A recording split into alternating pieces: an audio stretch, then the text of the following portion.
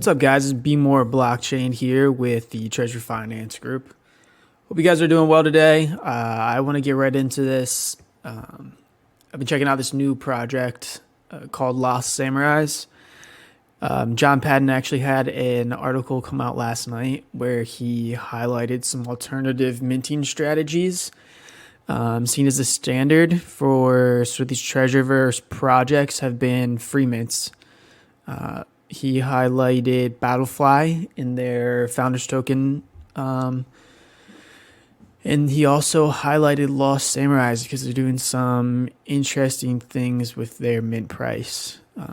So let's just get a brief introduction of the game and just go over a few things. And then we'll talk about the mint strategy. So first of all, we can go through the premise. They have a cool little introduction about sort of some of the lore. They're talking about how there was a federation who seemed to have some corruption and pushed an inflationary agenda. And it pushed the civilization to the brink of economic collapse.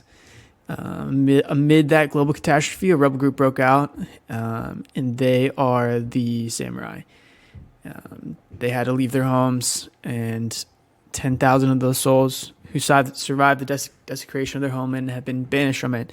Now they're bound by duty to reclaim and heal their lands. It's a destiny to restore and uphold honor to the metaverse. And that's just a cool little background.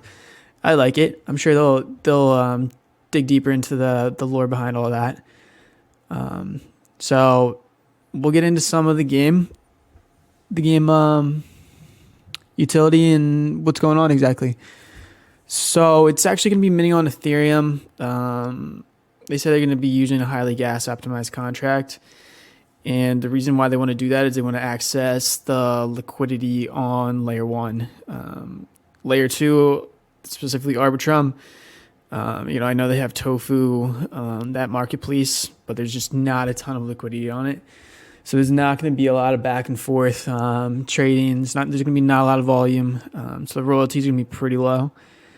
So I think what they want to do is capture the royalties on Ethereum, and those royalties will actually go towards the treasury, which we'll talk about what they'll do with that in the treasury a little bit later.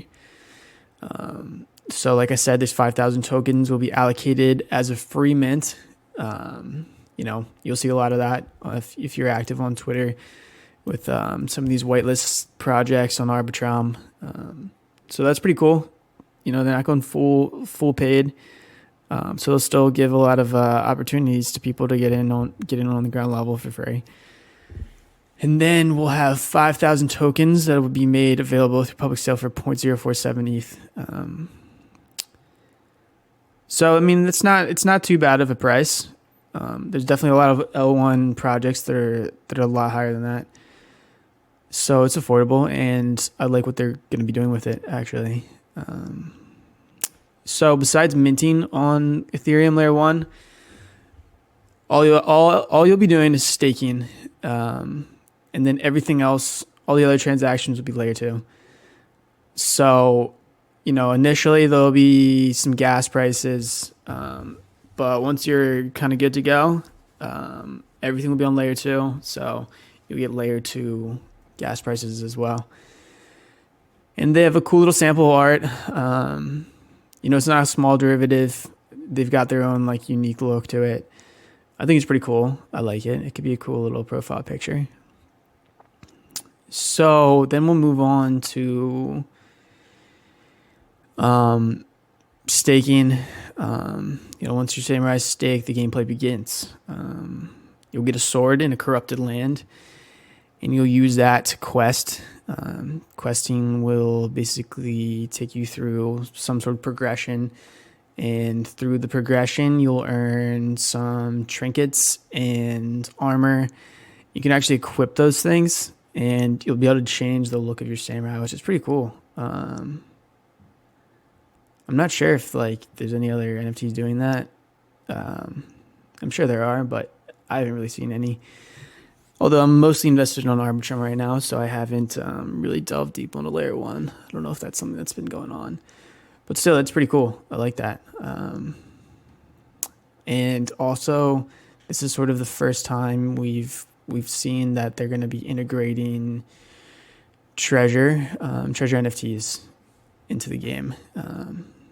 So it says that they'll be supporting staking both assets specific to Lost Samurais that I guess you'll earn through questing, as well as treasure native assets. As you can see here, this is a honeycomb treasure, and this is a green rupee, I believe, or emerald. I can't figure that. But either way, it looks like you'll be able to stake those, and you'll earn Shikara, which they haven't explained exactly what Shikara is. But my guess would be an in-game token. So then moving on a bit, they have a cool little like specialty NFT. It's supposed to be super rare. They're called the Onamusha. And the Onamusha, they're female samurai, which is pretty badass. They look cool. Rarity aspect, which is awesome. Everyone loves that, opening up on mint day and seeing you got one of those would probably be a pretty solid rush. And they've got some utility to them as well. It says they possess a trait called Gift from the Gods, which means that they'll receive rewards, NFTs, in-game benefits, Shiro, which I guess is another in-game token. I'm not sure if that's the same. I think it's different. And then whitelist spots from other communities.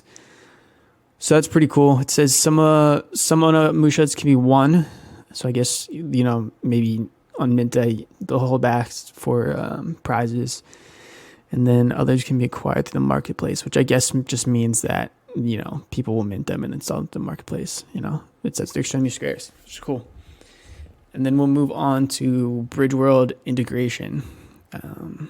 Bridgeworld, if you guys don't know, is sort of the main game in the treasure ecosystem.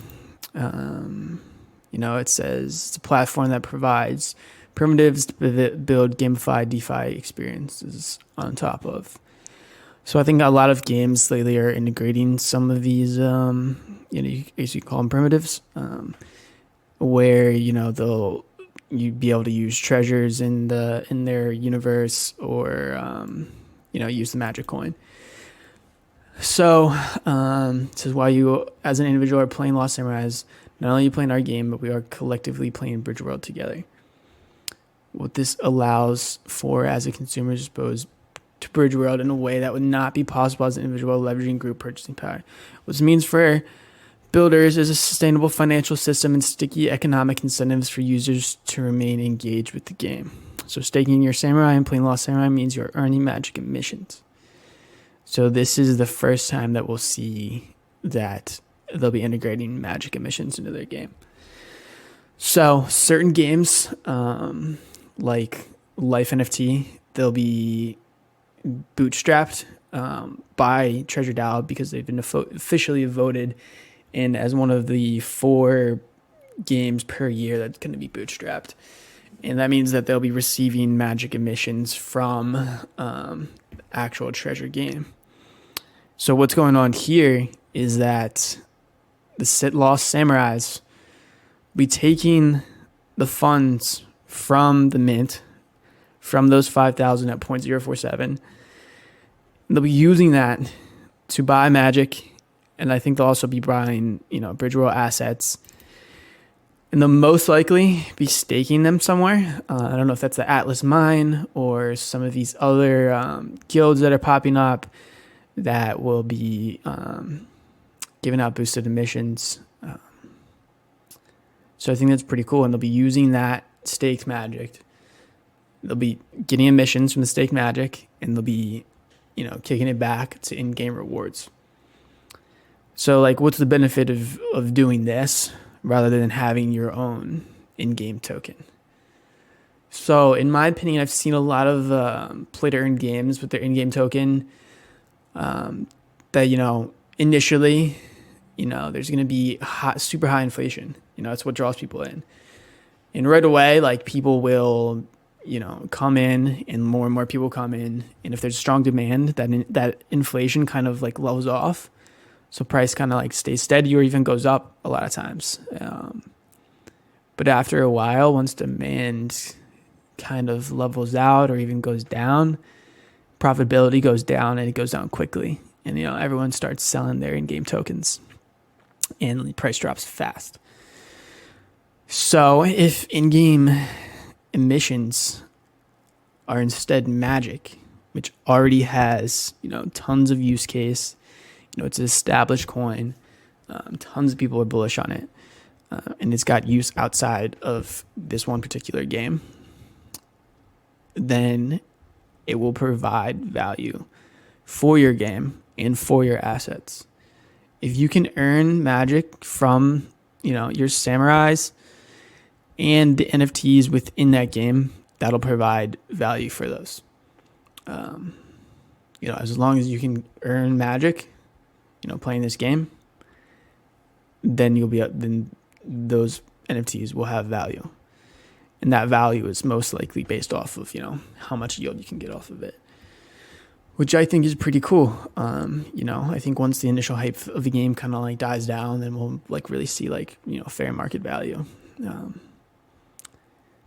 If the game's fun too, then, you'll see higher value for those NFTs than what you'd be getting out of Magic missions. So it's pretty cool. The Lost Samurais game. So yeah, that's kind of what I would have run over. Explaining the treasury. 50% of the mint proceeds will go to allocating stake in Bridgeworld. Okay, so it's not 100%, but 25 of the mint proceeds will go to the founding team. 25 of the mint proceeds will go to seed the funding of future development and pay for operating costs, which I think is fair. These teams are spending a lot of time and their own money, a lot of times, to get the game, before mint. And there's a lot that goes into it, and they're spending their own money, unless they've raised money. But, these people are, hard workers. They've got skills that are valuable. Like, they deserve to be paid fairly. And then it says, like I said earlier, 100% of secondary sale royalties will be allocated to increasing the community's holdings of Bridgeworld assets. So that's pretty cool too. They'll have 50% of the mint proceeds will go towards allocating a stake in Bridgeworld. And then on top of that, 100% of the secondary sale royalties will as well. And like I said earlier, that's why they're on L1 to start. They want to capture that high liquidity. Just a lot of big money is on Ethereum, and not a lot is on Arbitrum yet. Hopefully we'll see that down the road though. That's sort of what I explained here. Why does Bridgeworld matter? What are you looking for? So yeah, overall, it seems like a really cool game. The art's cool. I like it. It's clean. It's really cool that you can customize your Samurais. That's awesome. Integrating treasure. That's awesome. So just overall, be looking out. Go ahead, follow them. There's a pretty good amount of people in their Discord.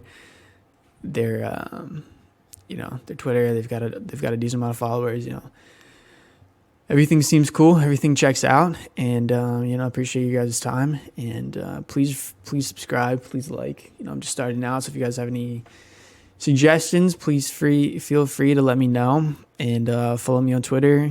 Join my Discord. We've got a lot going on there. Whenever I can get giveaways, I'll do that in the Discord and on Twitter. Yeah. So thanks, guys.